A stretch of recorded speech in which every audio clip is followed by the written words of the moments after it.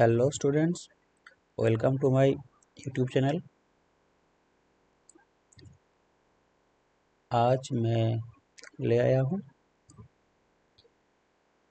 JEE main examination 2025 के कुछ सवाल मैथमेटिक्स के ऊपर। जो प्रथम प्रश्न है वो रिलेशंस चैप्टर से है।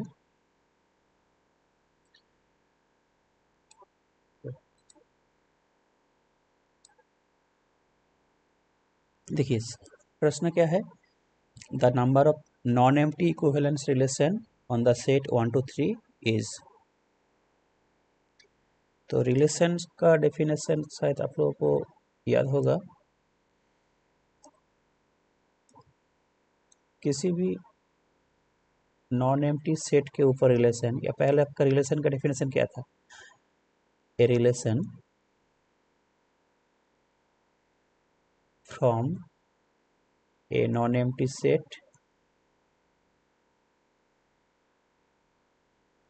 ए to a non empty set B is any subset of the Cartesian product A cross B. ठीक है, ए से बी के तरफ जो रिलेशन है वो ए क्रॉस बी के कोई भी सबसेट को हम कहेंगे रिलेशन आर।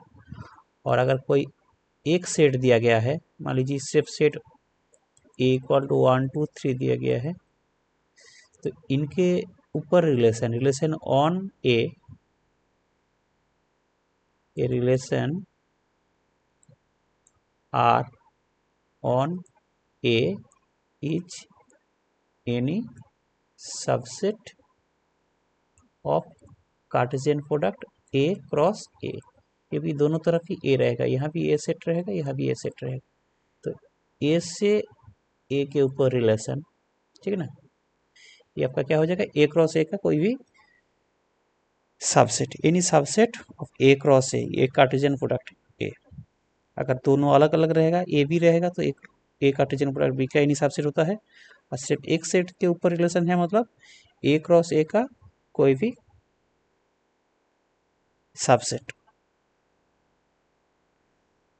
ये आपका रिलेशन का डेफिनेशन था। तो यहाँ मान लीजिए ए आपका दिया गया है 1 2 3, तो ए क्रॉस ए क्या हो जाएगा आपका? 1 1 1 2 1 3 2 1 2 2 2 3 3 1 3 2 3 3। तो ये आपका कार्टेशियन प्रोडक्ट ए क्रॉस है, इसका कोई भी सबसेट को हम बोलेंगे रिलेशन। लेकिन आपको यहाँ पूछे है इक्विवेलेंस रिलेशन। इक्विवेलेंस रिलेशन का डेफिनेशन क्या था? इक्विवेलेंस रिलेशन का डेफिनेशन क्या था? अगर ये रिलेशन रिफ्लेक्सिव भी हो, रिफ्लेक्सिव होना चाहिए, दूसरा सिमेट्रिक भी होना चाहिए, और तीसरा प्रॉपर्टीज क्या था? ट्रांजिटिव भी होना चाहिए। अगर तीनों ही है तो उसे कहेंगे इक्विवेलेंस रिलेशन। तो इस सेट के ऊपर रिलेशन क्या क्या हो सकता है? देखिए, पहले तो रिफ्लेक्सिव होना चाहिए। तो पहला रिलेशन ये इस प्रकार के हम दे सकते हैं कि रिफ्लेक्सिव का for all a belongs to A था ना, तो यहाँ आपका 1 1 भी होना चाहिए, 2 2 भी होना चाहिए R1 के अंदर, और 3 3 भी होना चाहिए। तो ये पहला टाइप ऑफ रिलेशन हो गया है जो आपका इक्विवेलेंस है, क्योंकि ये रिफ्लेक्सिव भी है, सिमेट्रिक भी है, और ट्रांजिटिव भी है। दूसरा रिलेशन देखिए क्या हो सकता है, ये तीनों ऑलवेज कंटेंट करेगा रिलेशन में या सेट में। इसके साथ और एक एलिमेंट हम ले लेते हैं 1 2, तो फॉर सिमेट्रिक प्रॉपर्टी 2 1 भी इसके अंदर रहना चाहिए। ठीक है, ये आपका एक रिलेशन बन गया जो आपका हो जाएगा इक्विवेलेंस रिलेशन। तीसरा 1 1 2 2 3 3, ये तीनों तो रहना ही है। अब 1 2 लिए है तो 1 3 ले लेते हैं, तो 3 1 भी होना चाहिए, ये तीसरा रिलेशन हो जाएगा। चौथा 1 1 2 2 3 3, ये रिफ्लेक्सिव के लिए तीनों ही होना चाहिए। और 1 3 1 2 1 3 लिए है, बाकी एक क्या रहा 2 3, तो 2 3 लेंगे तो 3 2 भी इसके अंदर होना ही है, तभी आपका ये सिमेट्रिक बनेगा। तो ये भी आपका इक्विवेलेंस रिलेशन हो गया, ठीक है। और पांचवा जो है ये आपको जो पूरा ए क्रॉस है, जो बड़ा सेट है, बड़ा सबसेट है, सबसे बड़ा सबसेट 1 1 2 2 3 3, अब उसके बाद 1 2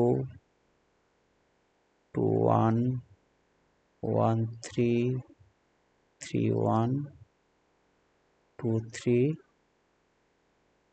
3 2, ये सब मिला के जो एक रिलेशन है ये आपका हो जाएगा इक्विवेलेंस रिलेशन। ओके, इससे बाहर कोई और रिलेशन नहीं है जिसके लिए ये इक्विवेलेंस रिलेशन होगा। तो ऑप्शन आपका यहाँ हो जाएगा 3 नंबर ऑप्शन इसका करेक्ट आंसर। तो टोटल नंबर ऑफ रिलेशन कितने होंगे, ये तो आपका इक्विवेलेंस रिलेशन। अब टोटल नंबर ऑफ रिलेशन इसका हो जाएगा, फॉर्मूला क्या है 2 टू द पावर mn, यानी यहाँ 2 to the power n square, दोनों ही तो n है, 2 टू द पावर 9, इतने प्रकार के रिलेशन है कुल। लेकिन इनमें से सिर्फ 5 प्रकार के रिलेशन जो है वो आपका इक्विवेलेंस रिलेशन होगा। ये अगर सेट में 3 पॉइंट रहेगा तो। अब बताइए सेट में अगर 4 पॉइंट रहेगा तब क्या होगा। मान लीजिए यही सवाल आपको दिया गया है, ए का वैल्यू 1 2 3 4, तो the number of equivalence relation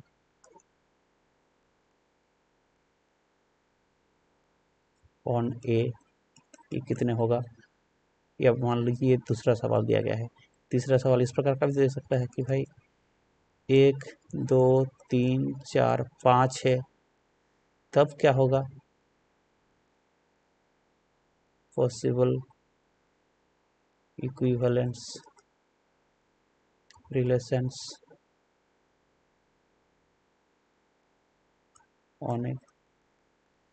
तो इन जनरल फॉर्म जानने के लिए एक शॉर्ट टेक्निक आपको जानना पड़ेगा, जो आप एक मैथमेटिशियन बनाए हैं बेल्स ट्री जान लीजिए, तो आपको डायरेक्ट पता चल जाएगा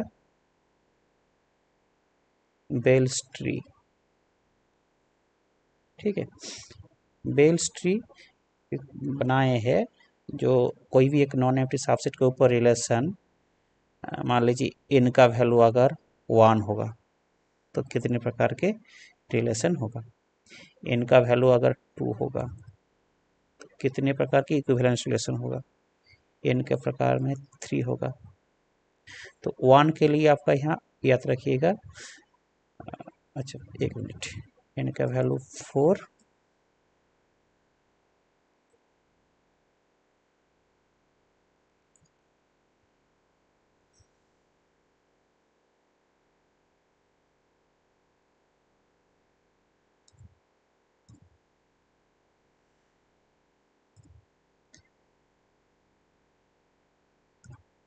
देखिए n का वैल्यू जब 1 है तो याद रखिएगा 1 रखना है, ठीक है। अब इनका ये फर्स्ट रो का पहला एलिमेंट फिर सेकेंड रो में 1 से ही स्टार्ट होगा, ठीक है। अब ये 1 1 जोड़ने पर कितना आ रहा है 2 आ रहा है, ऊपर नीचे जोड़ेंगे साइड में रख देंगे। अब 2 में ख़त्म हो रहा है तो 2 से ही स्टार्ट होगा यहाँ, ठीक है। तो 1 और 2 को जोड़ेंगे, ये 1 और 2, इन दोनों को जोड़ने पर, इन दोनों को जोड़ने पर यहाँ आ रहा है 3, जस्ट नीचे लिख देंगे। अभी 2 और 3 को जोड़ने पर कितना आ रहा है 5। तो n का वैल्यू जब 3 होगा तो इसका आंसर आ जाएगा 5 जो इस सवाल में आया है। एन का वैल्यू जब 4 होगा, देखिए कैसे हो रहा है, 5 से खत्म हुआ तो यहाँ लिखेंगे 5, इनके लास्ट टर्म इनके फर्स्ट टर्म में आ जाएगा। अब 2 और 5 को जोड़ने पर कितना आ रहा है, 7। ये 3 और 7 को जोड़ने पर कितना आ रहा है, 10। 5 और 10 को जोड़ने पर कितना आ रहा है, 15। ठीक है, तो 15 में ये आपका 15 में खत्म हुआ है।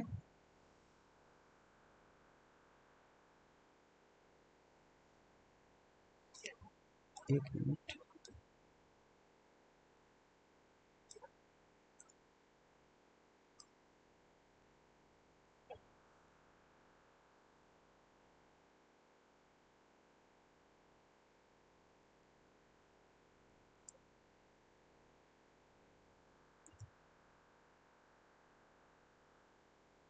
नीचे क्यों नहीं जा रहा है पेज।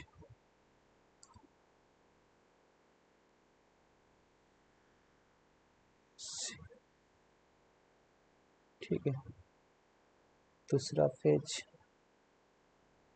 खत्म हो गया।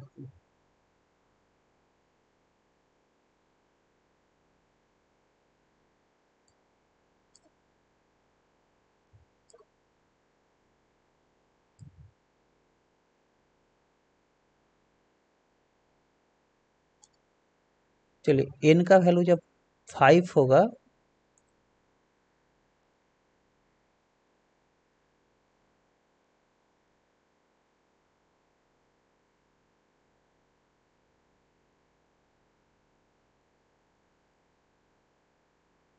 अच्छा यहाँ कर देते हैं, एन का वैल्यू जब 5 होगा तो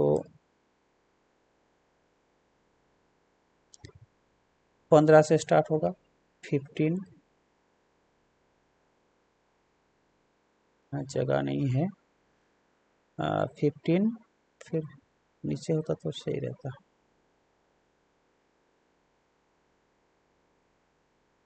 असुविधा के लिए खेद है, पेज जोड़ नहीं सकते इधर ना।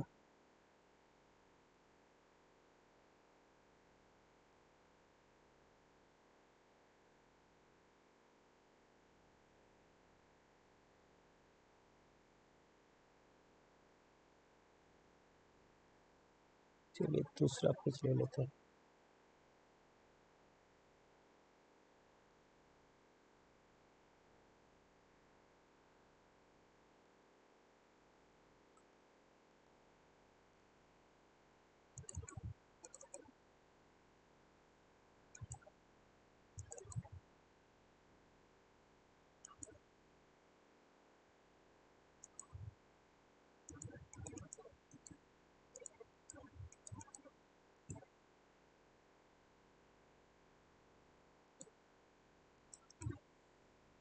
हाँ,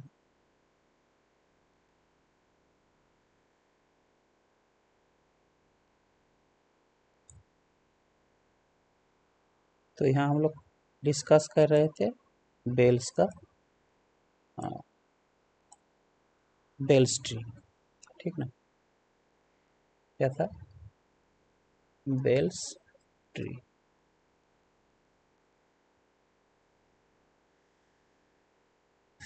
एन का वैल्यू 1, एन का वैल्यू 2, 3, 4, 5। देख लीजिए, नंबर ऑफ, एक किसके लिए, नंबर ऑफ पॉसिबल इक्विवेलेंस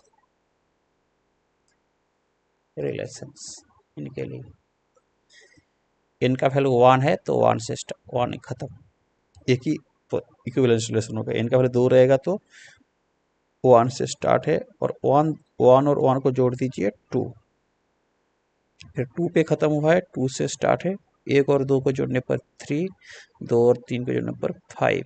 देखिए लास्ट जो टर्म है ये आंसर है इसका, number of possible equivalence relation. तो अगर एन का वैल्यू 3 है, ये सवाल में आपका क्या था, 1 2 3 था, तो 3 को एलिमेंट है, एन इक्वल टू 3 है, तो नंबर ऑफ पॉसिबल एलिमेंट 5 हो गया था आंसर।